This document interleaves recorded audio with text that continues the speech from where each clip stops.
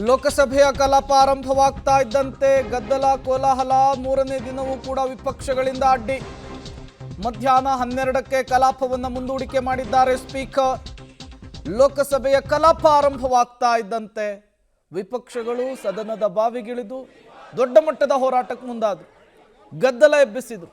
ಕೋಲಾಹಲ ಇವತ್ತೂ ಕೂಡ ಸೃಷ್ಟಿಯಾಯಿತು.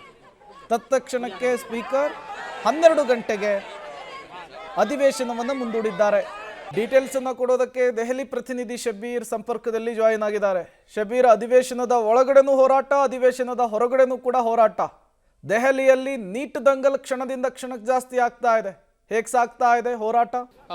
ಪ್ರೇಮ್ ನೋಡಿ, ಒಂದು ಕಡೆಗೆ ಕಾಕ್ರೋಚ್ ಜನತಾ ಪಾರ್ಟಿ ಧರ್ಮೇಂದ್ರ ಪ್ರಧಾನ್ ಅವರ ರಾಜೀನಾಮೆಗೆ ಆಗ್ರಹಿಸಿ ಹೊರಗಡೆ ಜಂತರ್ ಮಂತರ್ನಲ್ಲಿ ದೊಡ್ಡ ಪ್ರತಿಭಟನೆಯನ್ನ ಮಾಡ್ತಾ ಇದೆ. In the same time Congress ಕೂಡ ಈ ಪ್ರತಿಭಟನೆಯನ್ನ ಸಂಸತ್ನ ಒಳಗೂ ಕೂಡ ಮುಂದುವರಿಸುವಂತ ಕೆಲಸಗಳನ್ನ ಕೂಡ ಮಾಡ್ತಾ ಇದೆ. ನಿನ್ನೆ ಅಷ್ಟೇ ನಾವು ಗಮನಿಸಿದ್ವಿ, ಪ್ರಧಾನಿ ನರೇಂದ್ರ ಮೋದಿ ಅವರ ನಿವಾಸದ ಹಿಂಭಾಗದಲ್ಲಿ ದೊಡ್ಡ ಪ್ರತಿಭಟನೆಯನ್ನ ಕಾಂಗ್ರೆಸ್ ನಡೆಸಿತ್ತು. ಇವತ್ತು ಕಪ್ಪು ಬಟ್ಟೆಯನ್ನ ಧರಿಸಿ ಸಂಸತ್ನ ಆವರಣದ ಒಳಗಡೆನೂ ಕೂಡ ಪ್ರತಿಭಟನೆಯನ್ನ ಮಾಡ್ತಿದ್ದಾರೆ. ಕಾಂಗ್ರೆಸ್ ಸಂಸದರು ಸೇರಿದಂತೆ ವಿರೋಧ ಪಕ್ಷದ ಕೆಲವು ಸಂಸದರು ಕೂಡ ಈ ಪ್ರತಿಭಟನೆಯಲ್ಲಿ ಭಾಗಿಯಾಗಿರುವಂತದ್ದು. ಧರ್ಮೇಂದ್ರ ಪ್ರಧಾನ್ ಅವರು ರಾಜೀನಾಮೆಯನ್ನು ಕೊಡಲೇಬೇಕು ಅನ್ನುವಂತಹ ನಿಟ್ಟಿನಲ್ಲಿ ಹಕ್ಕೊತ್ತಾಯವನ್ನು ಕೂಡ ಮಾಡ್ತಾ ಇದ್ದಾರೆ.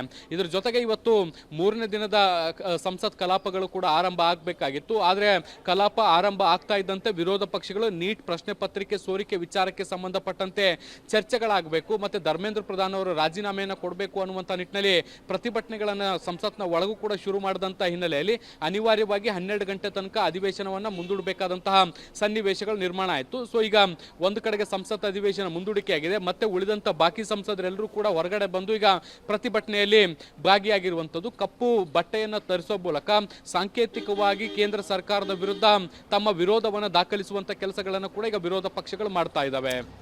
ಪ್ರೇಮ್.